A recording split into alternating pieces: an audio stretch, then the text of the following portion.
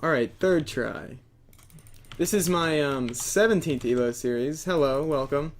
And I'm just going to be doing something a little bit different this ELO series. I'm going to be doing totally PostComm, except for this part. This is me.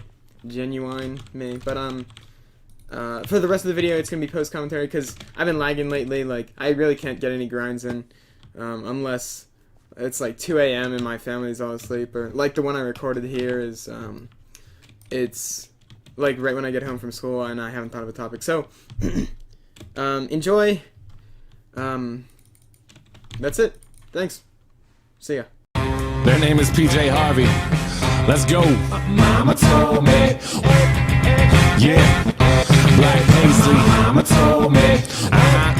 Hi guys.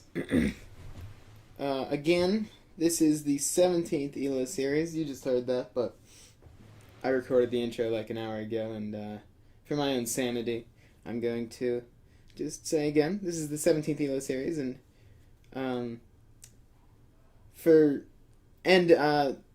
this episode, I'm going to be doing PostComm, and if you don't know what that is, it's something a little different a lot different than from what the other ELO series has been, and that's just, the other ELO series obviously have been, I'm just talking while I'm playing, and this one, I'm talking after recording. I'm watching this video right now on Windows Media Player, and I'm just talking, so hopefully this will kind of help me to, because I had like weird lapses in the, in like what I was talking about whenever I started losing or was running from a guy or whatever. So this is different, obviously. I'm not sure if I'm gonna like it, but a couple people told me to do this. I figured I'd try it at least once. Besides what I said in the intro, like, because I don't know, I've been getting some pretty bad lag ever since like I got home from Brazil. So yeah,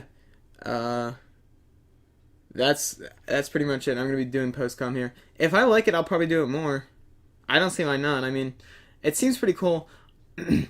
This way, though, I don't get like a like an excuse when I break in my speech, because I'm doing PostComm now, and so if I break in my speech, that's because I suck at talking and not because I'm finding someone good. But I don't know. I'll see how I like it, and more importantly, how you like it. So I do have a topic for today. I'm probably gonna need two. So I hope by 20 minutes I've thought of another one, because I've only got one. But the topic, it's a pretty basic one. It's on hackusations, and they are a pretty basic topic. There's not a lot to it. When you hackusate someone, that's, if you don't know what that means, it's it's saying, "Haha, you're a hacker. Stop doing that," or whatever. You know what I mean? It's just calling somebody a hacker with little or no evidence, and just off intuition. But the reason that Badlion banned it is because it's not allowed, or that it's not allowed on Badlion, is because not only is it pretty annoying, it's also the reasoning they use is, there's a forum thread about it. GBerry said because it notifies the hacker, and it makes it so that he can stop hacking before the moderator can catch him. And I mean, I've always, I've never really questioned that reasoning. It seems like some pretty solid reasoning, as far as, the staff team goes. As a staff, obviously that makes sense, but it does, it does bring up the question that, like, hey, if I'm just a normal player and I don't really care if he gets banned, I just don't want, I don't want to get dropped. I want this guy to get banned before he kills me in this ranked ladder, because obviously you don't want to get dropped. And I can't really agree with that, because not any mod would ban mid-match, even if it's like the most blatant hacker, because they're just risking their position immediately. This is right where this guy takes out his KB sword, by the way. KB1 sword. Or actually, I think he has a KB1 sword here in this fight. The whole video. I just noticed it about here, but back on topic.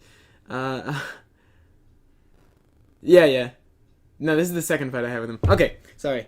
The hackusating, like, obviously you don't want to get dropped in the ladder, and that makes sense, but first and foremost, he's not going to get banned mid-match. I guarantee it. And by the way, you have a much better chance of getting noticed when you're hackusating someone by messaging the mod rather than saying it in chat. But I like to look a little bit deeper into this kind of thing because, for no reason, I think what hackusating does, I definitely think it's wrong. First of all, I'm gonna first off go ahead and say, yeah, that's my stance on it. It shouldn't happen ever, because it's not only on like the server scene. The problem with hackusating, it's not just that it's annoying or that, you know, the guy will turn off his hacks. The problem also is that, imagine on the off chance. And then, now here, I'm not talking about the, the blatant fly hackers and the guys who go and hack on servers for fun with a billion block reach. I'm talking about, like, people you think are using KB modifier, using a low-level trigger bot, are using ghost clients. The kind of stuff that you're not going to get any evidence on unless they, like, record themselves. Or you have a cheat detector. Now, the problem with hackusating, and I'm going to specifically talk for a bit about YouTube videos, because I see this all the time. You see it on like channels like Kyle Smiles or Blue Do. You just get hackusated and then hackusated. And while I'm not going to make any comment on what big YouTubers I think are hacking, because that's rough water. I will say that no matter who I think is hacking, I would never, ever call any one of them out for hacks. And it's not because I'm on some moral high ground. The reason really is because, imagine, for a second, no matter how blatant you think this guy is, imagine for a second that he's not cheating. Maybe he's got some really, really just crazy internet, or maybe he's just the best fucking player the world's ever seen. He's got this God-given gift to aim with a million CPS. If he's not hacking, then you get these people with these reputations. Like Kyle Smiles used to have the biggest reputation for using smooth aimbot, and whether he did or not doesn't matter, because imagine if he didn't. Now you have this guy, just some dude, who has this huge reputation for being a cheater, when in reality maybe he's not. And doesn't that fucking suck? Like, imagine if everyone thinks you cheat and you actually don't. You're just good. Because honestly, I gotta tell you, I see these hackusations and I see the evidence they're based on, and I would never. None of this shit's blatant. You will never see blatant evidence on something like a KB modifier unless it's turned down to no knockback. You would never see blatant evidence on a low-level trigger bot. I mean, that's the whole point. And you can see, you can tell sometimes when someone's using like the Era client or other clients. I don't know that much about hacks, but you can pretty clearly tell with any sort of experience when someone's hacking. But I mean, I just can't get over the fact that, imagine, like, if these guys aren't cheating. Just on the very, very off chance that they're not cheating. And then they just get this terrible reputation. Doesn't that suck? Last episode in Risk and Reward, that was what I was talking about. I was talking about cheaters and the risk and reward of cheating. And one of those big risks of hacking was getting caught by a server with solid evidence, not just a YouTube video where they look sketchy. Getting caught by a server with solid evidence, whether it's a client or a cheat detector or it's actual third person evidence, whatever it is, and getting exposed for it. You know, you build up this terrible reputation for being a cheater, and you know that's what you did. That's what happens when you cheat. You know, that's the risk you take. But you're not supposed to be taking that. That risk shouldn't be there just if you're good. Just if you're good at Minecraft. You know? Doesn't that suck? I don't care how blatant you think Kyle Smiles is or used to be. What if he wasn't hacking? What if he just genuinely has very good aim? Now he's got this crazy reputation for, you know, using smooth aim button. And I mean, obviously I'm not just talking about this guy. There's fucking hundreds of these YouTubers, small YouTubers, that just get hackusated on almost no, if any good evidence. And yeah, I'm sure some of them are hacking, but there's probably a good amount of them that's not at all. And that's the worst part about it. I don't know. It's not like some big moral rant that I want it to be. I want it to be more like, you know, kind of relating back to the last topic about that risk and reward factor. How, like, people get accusated and build these reputations for hacking without ever taking that risk. Because, again, I don't want to say cheating is, you know, like, evil by any means. You know, you're not a terrible person if you hack. You just take a risk in a game. And you try to get a reward out of it. And, you know, sometimes, yeah, you get caught. You took the risk, and that's what happens. But there's other kinds of cheaters. To me, I see a couple different kinds of cheaters. I see, first of all, there's like just the blatant hackers that log on servers for fun and, you know, try to pass up the cheat detection, try to fuck with. Well, that's really two kinds of hackers. It's the guys who just hack and get banned, and it's hilarious. They turn on like Notice or Hazuni or whatever the fuck it is now. I don't even know. They just fly and straight up force field for fun on random servers, and when they get banned, they move on to a different server, and you know, that's it. And then there's the guys who, like, a ghost client, you know, keep it real low level, try to hit the top of the leaderboard, or try to get some sort of, like, a reward out of it, whether it's YouTube, because, you know, people will respect you if you're cheating and no one knows. People will respect you on YouTube for being a good player, which sucks, I know, but that's the way it is. You know what I just realized? It's kind of sick. This PostComm thing is kind of nice because you guys don't have to listen to my mic and keyboard or my mouse and keyboard. Hey, PostComm 1 during comm 0. But I see these different kinds of cheaters. There's the kind that just hacks. There's the kind that uses a ghost client or a KB modifier and tries to be a good player with it. Get some sort of fame or recognition off of it that they don't deserve. Then there's the kind like Livinator or Hacklion that kind of cheats to I mean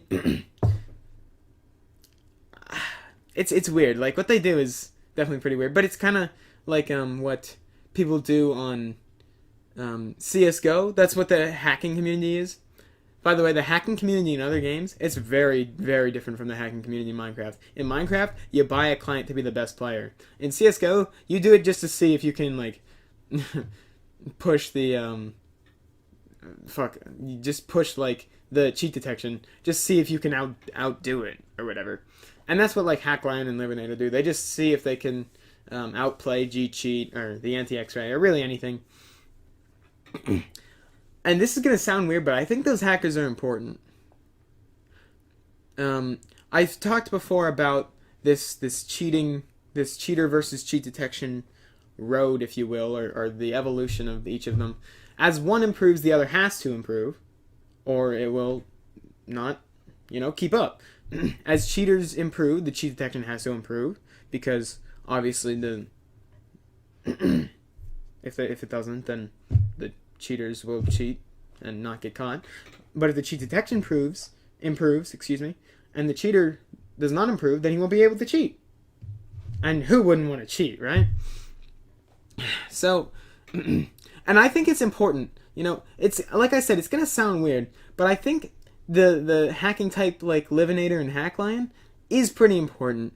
And and I definitely don't want to say like it's a very good thing that these people are hacking, but it kind of is. It forces servers to improve their cheat detection. Livinator made this a couple Hypixel UHC highlights where he's just hacking his fucking ass off, and it forces Hypixel to improve their cheat detection, because as it stands, it's just garbage. But yeah, there's the kind of cheater that tries to push the cheat detection, and whether they do it to help the community or not, because I'm sure that's not really the intention for Hackline. He doesn't really give a fuck if other people improve their cheat detection. Whether or not that's their reasoning behind it or their goal, I guess. I think they're still the same kind of cheater. To push that road farther, to stay one step ahead of the cheat detection. Excuse me one second. Sorry about that. And then there was another type of hacker. Yeah, I don't remember. That seems to cover pretty much all the bases. But I was talking about this with some. Here's another mod on Badlion. And he gave me like these different categories of hackers, and like I said, some of them are important. Some of them are important for the community, like Livinator and Hacklion, because although they do hack and they do ruin some people's fun, and that sucks, they push the cheat detection to be better, and that's a good thing,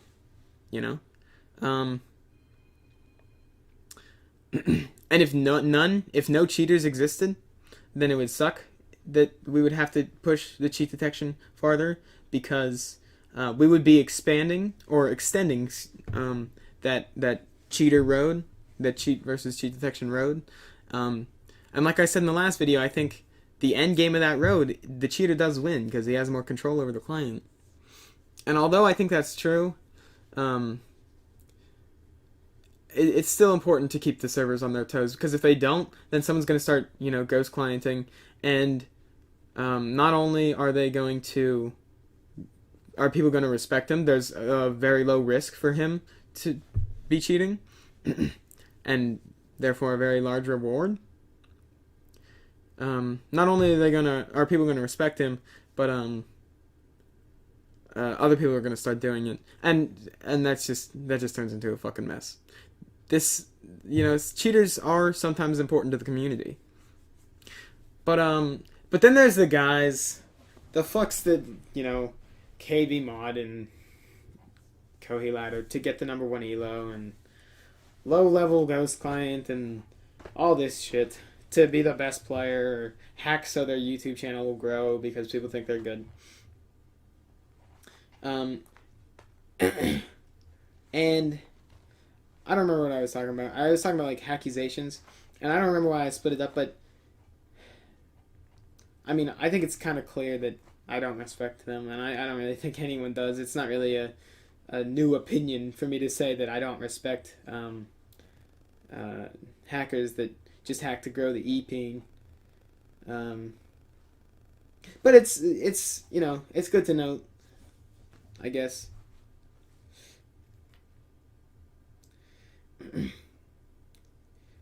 But I want to relate this all back to like hackusating, kind of, because specifically I'm talking about the cheaters on YouTube, because I think that's about as low as you can go with hacking. I think that's about as low as you can go. If you cheat on your channel and try to gain respect for it, I think that's pretty fucked. But like I said, you can't really ever figure who it is, I guess. Alright, sorry, that topic was fucking dead. Because if you do, maybe you're hackusating the wrong person. This is the nice thing about PostComm is I can take 5 minutes and just think of another topic. To sum that one up, I just, because I was like repeating myself and shit. To sum that one up, I just want to say, don't hackysay YouTubers. It's fucked. It really is fucked. Because then you get this whole shit where you might be hackysaying someone that's not cheating, and that really sucks. That really sucks when that happens. And also, cheating, like Livinator style cheating, is important to the community because it pushes client detection to be better. That sums up the last couple minutes of the beginning of the ELO series. Now I'm talking about ELO, and I want to talk about Kohi's ELO system versus Badline's ELO system. And because I've been playing Kohi a lot recently, I've been going kind of for ELO. I'm not very good. I'm not nearly as good on Kohi as I am on Badline. I don't know. Maybe I just get worse ping, and I really suck without great ping, or whatever reason, or maybe because it's more sword based and everyone on there is much better. But I really want to emphasize, because that's what I think it is. I think people on Kohi, on average, of course, are much better than people on Badline, in terms of sword. Now, I'm sure some of them are cheating. That's obvious. I don't think it's a question to anybody that Kohi's cheat detection is worse than Badline's, but I still think it's true that the average Kohi player is much better at pop PvP and just sword in general than the average Badline player. And I want to talk about like kind of what that means in terms of ELO, I guess. Now, the thing I've always preached, I guess, to talk about ELO on Badline, I backed up from my mic. I'm sorry. Here, that should be better. That was really unconsciously done. I don't know. I guess I do that more with with PostComm. But the thing about ELO with Badline that I've always said to people that complain about the ELO system is ELO does not show skill. That is very important to know. Very important to know. ELO on Badline does not show your skill in the ladder. Ideally it does, but people don't all play the same number of matches. ELO is inflated or is deflated, or you got a shit map. I mean, it's just too random to show skill. You never know who you're going to queue. It's a gamble when you're joining a ladder. What ELO does show, much more than skill, is consistency. ELO shows how you can consistently grind. It shows a grinding skill. It's not just your skill in the ladder. It's your skill at not getting dropped, not getting ELO sniped. That's what it's turned into. It's a consistency thing over just a skill-based thing to grind on Badline. On Kohi, it's a lot different. Everyone being much better, it's much more skill-based than consistency-based. Now, hang on 1 second. I'm not saying by any means Kohi's ELO system is better, because it's not even close. Not even close. But specifically, it does show skill a lot more than consistency.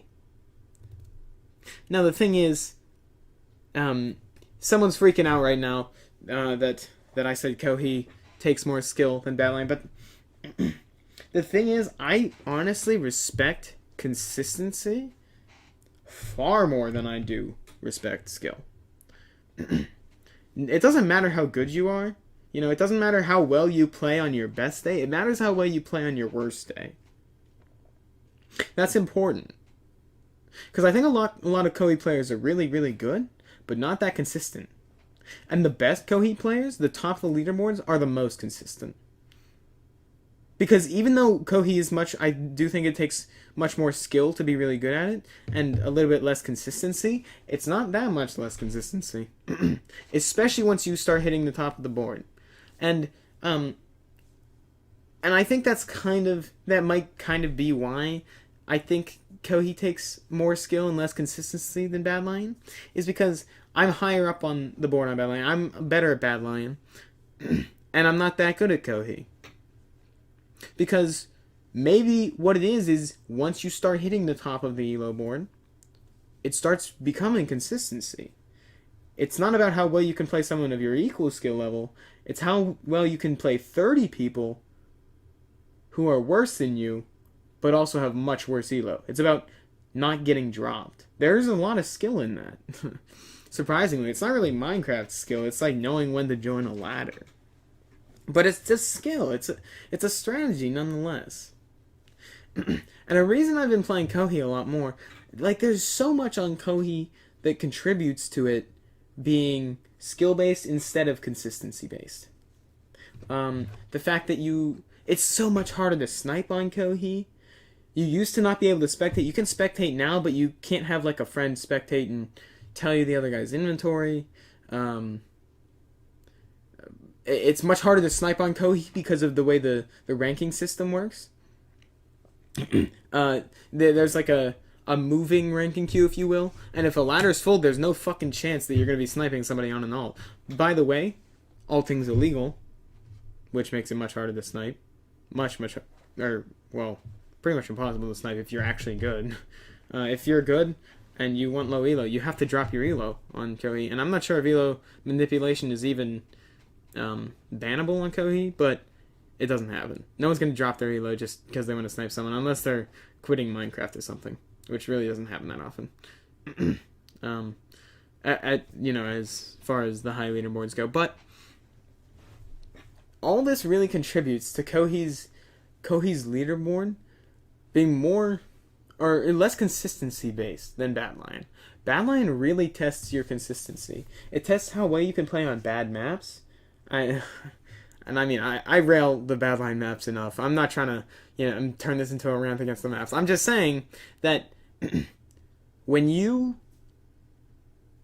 queue up on a bad map, on a shit map, and you can still play well, that is really testing your consistency. That's testing how well you can play in a bad environment. Because at the baseline, both Koh and Badlion are supposed to be practice servers. Kohei's server is called practice too, and Badlion server was going to be called practice PvP. That's what it is. The arena scenario, if you will, is supposed to be practice. And when you're practicing on somewhere like Koh, where you're always getting an ideal situation, you're not practicing your consistency. You're practicing something else entirely. And that's good sometimes. Sometimes you do just want to build the skills. Sometimes you do just want to be better at sword. But that's not all it takes to be an actually good player.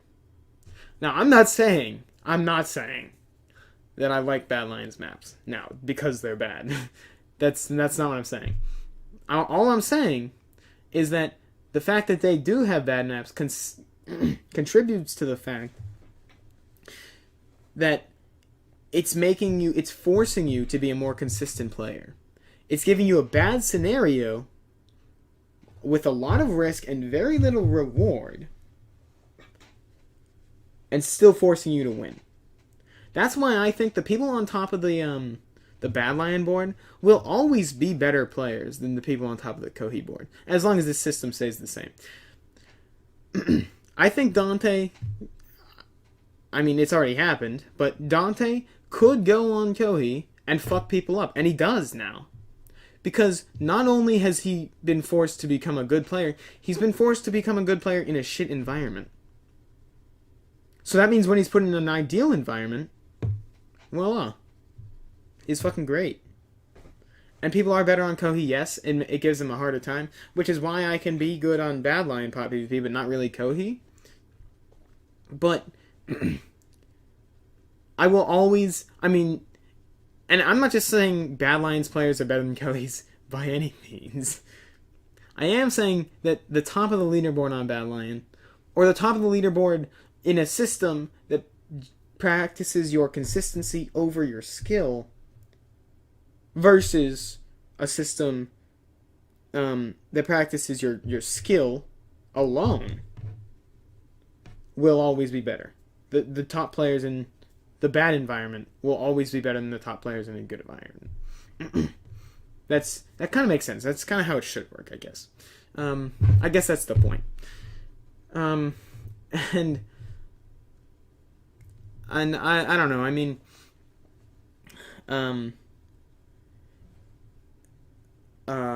this topic is also dead. So I drained 2 topics in 29 minutes, and I still have 2 minutes left. So I'll just talk about what's been going on. I know you guys all want me to fucking rant about ELO sniping, and don't get me wrong, I fucking hate it, but I've had enough drama with the whole Drain series shit, and I'm good for a while. So, I can talk about this pack. This pack is made by Pasalecqua. He's on my OCN team, Eclipse. He kind of makes the baselines for the packs. For, like, I guess, he makes the baselines for the packs for our team packs. This one he made pretty much entirely on his own. This is the second version. The last one I released was for Tourney 11. This one's for Tourney 12, I guess. And we'll probably release it after. I really like this pack. I really have been liking. I've been using it a lot. It's weird, but my favorite part about this pack, you'll see it. You'll see it in this next one, I think. Yeah, build. But look at that fucking rod bobber, dude. That looks so good. It's so weird for that to be like one of my favorite parts in the pack. But like, look at that bobber. Oh my god, that gold band. Just. So I've got 60 more seconds on this video. I'm gonna stop. Let me just anchor you in time where I'm at. It is St. Patrick's Day, March 17th. It is a Thursday afternoon, and this is where my ELO sits. Right now, after this gameplay, right after this match, my global ELO sits at 2085. The ELO reset is this weekend, so if I'm shooting for number 1, I'm gonna have to get 80, 90 global ELO, and that's assuming Dante doesn't go up anymore at all. If I'm shooting for number 1, I'm gonna be shooting for a huge amount of ELO over a very small amount of time, and I'm not as confident as I was, but I'm gonna have probably 1 or 2 more episodes before this before this season is done, and then I'm gonna continue into next season because it's really successful and people are liking this a lot. So, thank you for watching the 17th ELO series, and if you liked this PostComm, please tell me, because I don't know what I'm gonna do. I haven't figured out if I liked it yet. I've just been fucking talking, so I guess I kind of liked it, but I'll honestly go either way. So there's no more gameplay, so there's a black screen now, and you're bored, so